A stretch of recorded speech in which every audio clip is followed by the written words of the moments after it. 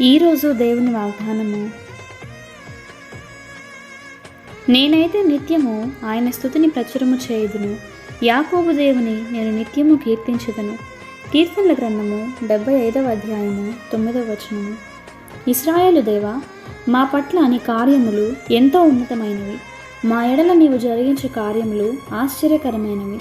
అందుకే నా దేవుని నేను స్తుతిస్తాను. శ్రమలైన హింస అయినా స్తుతిస్తాను. వ్యాధి అయినా బాధ అయినా స్తుతిస్తాను. కరువైన ఖడ్గమైన ప్రభువుని సన్నతిస్తాను. లేమి అయినా వస్త్రహీనత అయినా నిన్నే స్తుతిస్తాను.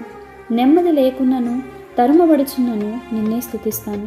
ప్రియ సహోదరుడా సహోదరి, దావీదు మహారాజు పలికినట్లు నువ్వు పలకగలవా? దావీదు రాజైనప్పటికీ తన ప్రతి అనుకూల ప్రతికూలతలోనూ దేవుని స్తుతించాడు. అందుకే దేవుని హృదయానుసారుడయ్యాడు. మరి నీవు కూడా దేవుని మనస్సు నెరిగిన వానిగా ఉండగలవా? ఇది సాధ్యమే. దావీదు గొప్ప రాజు, కానీ దావీదు పొందుకున్నదేది దేవుడు అనుగ్రహించకుండా పొందుకోలేడు. అందుకే దేవుని పట్ల కృతజ్ఞత కలిగి ఉన్నాడు, స్తుతించాడు. మరి నీవు కూడా దావీదు స్తుతించినట్లు ఆయనను స్తుతించగలవా? ఆయనను కీర్తించు, ఘనపరచు. దేవుని కృప నీకు తోడయుండునుగాక. ఆమేన్.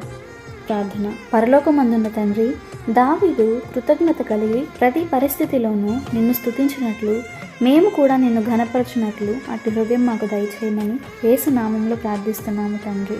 ఆమేన్.